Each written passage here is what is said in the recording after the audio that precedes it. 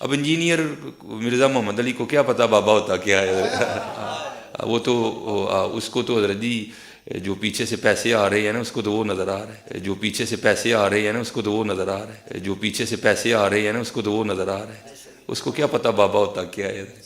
بابا اپنے زمانے میں ایک زمانہ ہوتا ہے، بابا اپنے جہاں میں ایک جہاں ہوتا ہے، اس کا وکری ایک جہاں ہوتا ہے۔ تو وہ اہل سنت میں سے لوگوں کو خریدتے ہیں جنہوں نے لبادہ اہل سنت کا پہنا ہوا ہوتا ہے، اور حقیقت میں وہ رافضیت کے گندے نطفے ہوتے ہیں، جس کی بہت ساری مثالیں ہمارے سامنے موجود ہیں۔ اسحاق جھال والا مردود اسی قسم کے انسانوں میں سے تھا، انجینئر مرزا مردود اسی قسم کے انسانوں میں سے ہے۔ رافضیت کے پیسوں پہ پلنے والا، ایران کے ٹکڑوں پہ پلنے والا یہ جانور، رافضیت کے پیسوں پہ پلنے والا، ایران کے ٹکڑوں پہ پلنے والا یہ جانور، رافضیت کے پیسوں پہ پلنے والا، ایران کے ٹکڑوں پہ پلنے والا یہ جانور صحابہ کے بارے میں اپنی زبان گندی دراز کرتا ہے، اور حقیقت میں اس کا من پلیت ہے، اس کے ماننے والے اس سے بڑے پلیت ہیں۔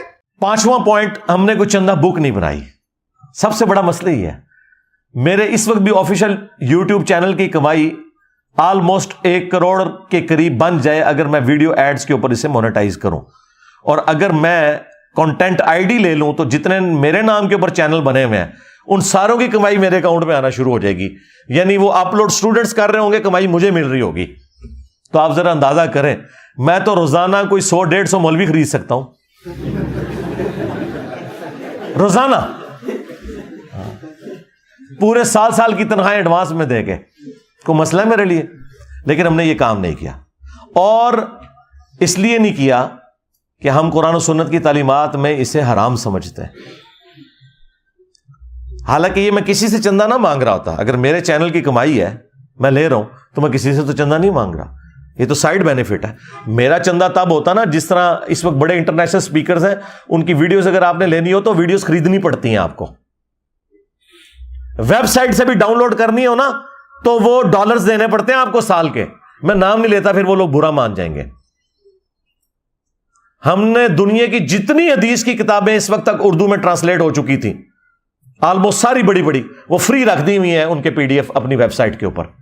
میرے سارے کی ساری ویڈیوز فریلی اویلیبل ہیں، ڈاؤن لوڈ کر سکتے ہیں۔ لہذا میں اس سے تو نہیں، یہ تو سائیڈ بینیفٹ تھا کہ میں ویڈیو ایڈز چلا کے تو کمائی کر لیتا، ویڈیو ایڈز نہیں چلائے، صرف امیجز تک اس کو رکھا، کمپرومائز کیا، اس وجہ سے کہ اللہ کو کیا جواب دیں گے کہ ہم دین کے نام کے اوپر جو ہے وہ غیر شرعی فعال کر رہے ہیں۔ تو یہ ایک بہت بڑی خوبی تھی، چندہ بک بھی نہیں بنائی، اور جو اپنی خود محنت کی کمائی تھی وہ بھی نہیں لی، صرف اس وجہ سے کہ شریعت کی حد نہ ٹوٹے۔ اب مجھے بتائیں، یہی چند چیزیں ہوتی ہیں جس سے آپ لوگوں کو جج کرتے ہیں کہ وہ اس سسٹم سے کیا بینیفٹ حاصل کر رہا ہے، تو ہم اس سسٹم کے بینیفیشری ہے ہی نہیں ہے۔ اس لیے میں کہتا ہوں کہ میرے ساتھ اگر کسی کو آپ نے کمپیئر کرنا ہے نا کہ جی فلاں بھی بندہ دین کا کام کر رہا ہے، تو وہ میرے والی خوبیاں بتانی ہیں آپ نے۔ پہلی جو یہ خوبی ہے نا چندے والی، اس میں سارے فیل ہو جائیں گے۔ کوئی ایک بندہ نہیں آپ بتا سکتے جو چندہ نہ لیتا ہو، اور میں ان کے چندوں کو غلط نہیں کہہ رہا، یہ ذہن میں رکھیے گا۔ اگر وہ اپنی بیسک نیڈز تک اپنے معاملات کو کرتے ہیں تو ان کا حق ہے۔ مثلا طارق جمیل صاحب ہزاروں سٹوڈنٹس کو ان کی رہائش سپورٹ کر رہے ہیں، انہیں تعلیم دیتے ہیں، ان کا سال کا بجٹ 155 ملین ہے، سال کا بجٹ 10 لاکھ کا 1 ملین ہوتا ہے، 155 ملین ایک سال کا ان کا بجٹ ہے۔ یہ میں 2 سال پرانی بات کر رہا ہوں، اب نہیں مجھے پتا کیا ہے۔ ڈاکٹر ذاکر نائک کروڑوں میں چندے لیتے ہیں، انہوں نے اپنا بیت المال بھی قائم کر لیا۔ اور بھی آپ نعمان علی خان تو چھوڑ ہی دیں، کیا حالت ہے، اربوں میں ہے بات، کوئی ایک بندہ بھی نہیں ہے۔ ڈاکٹر اسرار صاحب، ان کی جماعت چندے لیتی ہے، کوئی نہیں، آپ کوئی ایک نہیں۔ الیاس قادری صاحب، ان کا تو آج سے 10 سال پہلے اربوں میں چندہ تھا ان کا۔ چندہ بکس رکھی ہوئی ہیں، چندے باکسز رکھے ہوئے ہیں، ہم نے کوئی ایسی بات نہیں کی ہوئی۔ کیوں؟ اس لیے کہ ہم نہیں چاہتے کہ کوئی شخص ہمیں کل کو یہ تانا دے کہ یہ پیسے کمانے کے لیے اس نے سب کچھ کیا ہے۔ اب بھی اگر آپ کو یقین نہ ہے کہ ہم اپنی دعوت کے ساتھ مخلص ہیں تو اپنی عقل کا علاج کروائیں۔ ہاں، اس کے بعد پھر یہ لوگ یہ کہتے ہیں کہ جی اس سے یہود و نصارہ سے، ایجنسی سے فنڈنگ ہوتی ہے۔ یہود و نصارہ آپ کو یہ کہیں گے کہ قرآن بخاری اور مسلم پڑھو تو تم ہدایت پا جاؤ گے.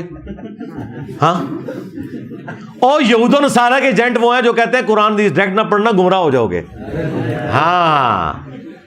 محمد لقمان کرک سے، میں رمضان المبارک میں قرآن ترجمہ کے ساتھ پڑھنا چاہتا ہوں، آپ رہنمائی فرمائیں کہ کس مترجم کی تلاوت کروں. شکریہ. بالکل کسی مترجم کی تلاوت آپ نے نہیں کرنی، یہ بات یاد رکھیں.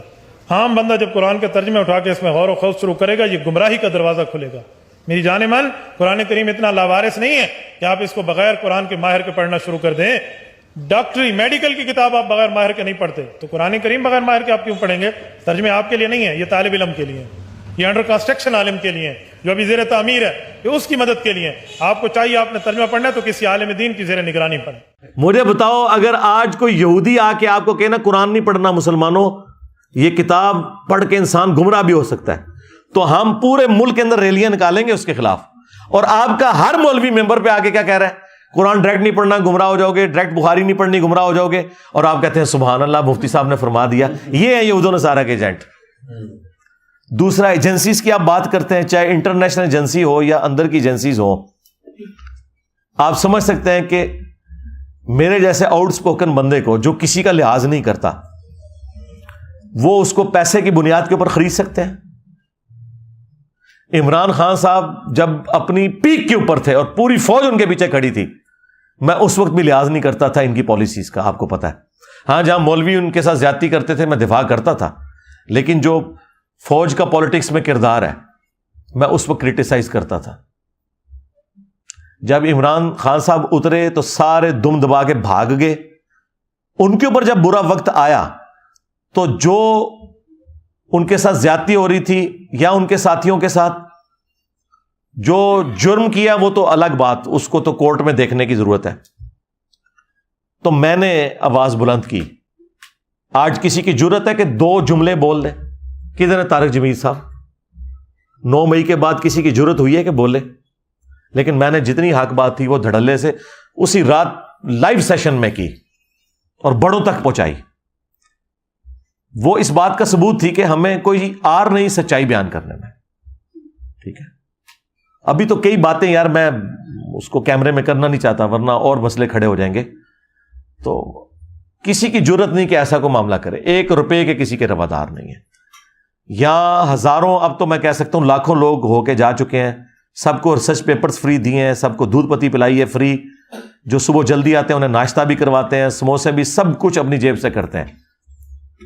یہ وہ واحد خانقاہ ہے توحید کی جہاں پر چندے لیے نہیں جاتے بلکہ اپنی جیب سے کھلایا جاتا ہے. ہاں، آپ یہ جو صوفیاء کی خانقاہوں کی بھی بات کر رہے ہیں نا کہ وہاں فری کھانا کھلایا جاتا ہے، نا نا نا نا جناب. جو بندہ آپ سے 1 لاکھ روپے لے کے آپ کو 1 روپے آپ کے اوپر لگا لے اور آپ یہ کہہ رہے ہیں وہ فری کھلا رہا ہے.